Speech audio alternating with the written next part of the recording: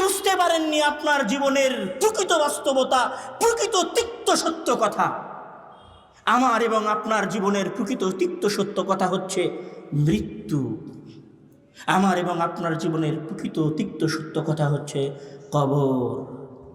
আর আমার এবং আপনার জীবনের দ্বিতীয় তিক্ত সত্য কথা হচ্ছে আমি এবং আপনি এই দীর্ঘ 40 এবং 50 বছরে যা কিছু করেছি, আমি এবং আপনি এই দীর্ঘ 40-50 বছরে যা কিছু করেছি, যা কিছু করেছি, যা কিছু করেছি, তার সকল কিছুই একদিন আপনার সামনে উপস্থাপন করা হবে।